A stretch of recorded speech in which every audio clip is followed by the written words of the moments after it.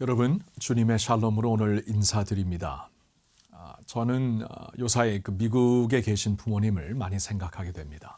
연로하시고 그리고 특별히 뉴욕에 지금 코로나 사태가 많이 지금 발생되고 있는데 또 그리고 폐쇄된 상태에 지금 뉴욕 전 시리가 있기 때문에 참 생각을 하면서 그동안 당연하게 여겼던 시간이 나면은 인사드리고 또 찾아뵙고 그러던 것이 더 이상 당연한 것이 아니구나라고 생각을 하게 됩니다. 여러분, 사랑하는 우리 부모님들, 또 사랑하는 가족들, 또 우리 또 자녀들, 친척들, 멀리 있든지 가까이 있든지 항상 당연하게 생각하는 것을 더 이상 미루지 말고요. 이제는 지금 기회가 주어졌을 때 사랑을 표현하고 또 전화도 하고 안부도 묻고 이런 것이 굉장히 중요한 것 같습니다. 그리고 도리어 이 코로나 사태로 인하여서 전에는 멀리 했던 당연하게 생각하면서 멀리 했던 분들 또 가족들과 가까워질 수 있는 좋은 기회라고도 봅니다. 오늘 여러분과 함께 나누고 싶은 말씀은 우리가 너무나 잘 아는 시편 23편의 마지막 구절인 6절의 말씀이 되겠습니다. 시편 23편 6절의 말씀. 내 평생의 선하심과 인자하심이 반드시 나를 따르리니 내가 여호와의 집에 영원히 살리로다. 아멘. 많은 분들은 이 말씀을 개역 버전으로 외웠기 때문에 내 평생의 선하심과 인자하심이 정녕 나를 따르리니, 그렇죠? 옛날 말로 정녕 나를 따르리니 내가 여호와의 집에 영원히 거하리로다. 아마 이 버전이 더 우리에게 익숙할 것 같습니다.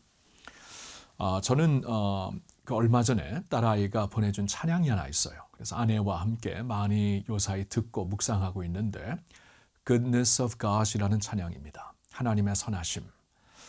근데 그 찬양을 듣다 보면은 반복되는, 후렴에서 반복되는 한 문장이 있습니다. 그 문장은 바로 Your goodness is running after me, is running after me. 당신의 선하심은 나를 향해 달려오고 있습니다. 지금도 나를 향해 달려오고 있습니다. 그러한 문장입니다. 생각하면 할수록 굉장히 마음을 따뜻하게 하는 그러한 그림입니다. 주님의 선하심이 나를 향해 달려오고 있습니다. 저는 이 문장을 묵상하면서 제일 먼저 떠올린 그림이 하나 있는데 그것은 탕자를 향해 다 달려간 아버지의 모습입니다. 탕자를 향해 달려간 아버지의 모습, 누구도 상상할 수 없었던 모습, 특별히 돌아온 탕자는 꿈에도 상상할 수 없었던 아버지의 모습입니다. 내 아버지가 달려오셨다. 그 당시 팔레스타인 문화에서는 자신의 모든 긍지와 자부심을 내려놓고야만 달릴 수 있는 모습인데 아버지가 그렇게 달려와서 탕자를, 나를 맞이해 주신다는 겁니다. 당신의 선하심이 나를 향해 달려오고 있습니다. 그리고 그 문장을 생각하면서 떠올린 두 번째 그 그림은 그림보다도 구절은 바로 오늘 여러분들과 나누었던 말씀입니다. 주의 선하심과 인자하심이 정녕 나를 따르리니 내가 여호와의 집에, 그 말은 아버지의 품에 영원히 거하리로다. 여러분, 하나님의 사랑이 이렇게 우리를 향해 달려오고 있습니다. 오늘 버전에서는 우리나라 6절 버전에서는 나를 따르리니 라는 수동어를 사용하고 있습니다. 영어도 마찬가지예요. will follow after me 수동어를 사용하고 있지만 사실 그 동사를 원어로 보면은 수동적인 언어가 아닙니다. 굉장히 적극적인 단어입니다. 나를 따르는 것보다는 추격한다, 추적한다가 맞습니다. 하나님이 당신의 선하심과 자신의 선하심과 인자하심으로 나를 추적하신다 그 말씀이에요. 참 놀랍지요. 20세기에 기독 변증자를 대표했던 C.S. 루이스는 오랫동안 무신론자로 살다가 나중에 예수님을 만나게 됩니다. 하나님의 사랑에 완전히 꼬꾸라져서 예수를 믿게 되는데 그의 그 간증을 들어보면은 바로 그 말을 하더라고요.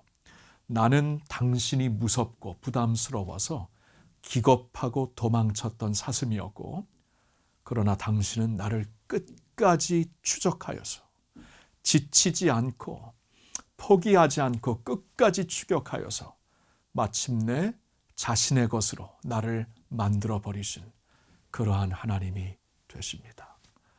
그의 선하심과 인자하심이 정녕 반드시 나를 따르리니 추격하리니 내가 하나님의 품에 영원히 거하겠습니다. 여러분, 맞습니다. 오늘도 이 사실 꼭 붙잡읍시다. 오늘도 이 밤에 기도하는 이 자리에 하나님의 선하심이 나를 향해 추격하고 있다. 이 사실을 꼭 잊지 마시고 그 어떠한 두려움이나 어려움 가운데서도 하나님의 선하심 가운데 꼭 승리하시는 여러분 되시기를 바랍니다. 오늘 기도 제목을 나눠드리겠습니다. 자신을 위한 기도, 오늘 말씀을 중심해서 자신을 위한 기도 두 가지 같이 기도 드립시다. 첫째로는 이 시간 세상에서 들려오는 소리에 잠시나마 귀를 닫고 하나님의 음성을 향해 마음을 엽니다.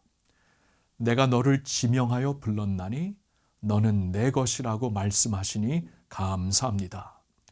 오늘도 주의 선하심이 나를 향해 달려오고 있음을 믿습니다. 할렐루야. 두 번째 기도, 계속되고 있는 코로나 사태로 인해 우리 마음이 쉽게 완고해지는 것 같습니다. 성령님께서 우리 마음을 만져주셔서 은혜로 충만하게 하소서. 어려움 중에도 감사를 잊지 말게 하소서. 아멘. 크게 교회를 위한 기도가 두 가지 있습니다.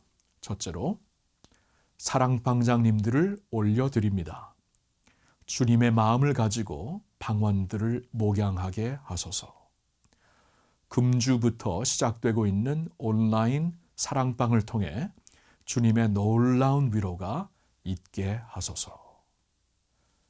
교회를 위한 두 번째 기도, 주님의 성전과 성도의 교제를 그리워하는 모든 성도의 마음을 어루만져 주소서. 주의 전에서 함께 예배하며 교제할 수 있는 은혜를 하루속히 허락하소서. 아멘. 113 영성운동을 위한 기도.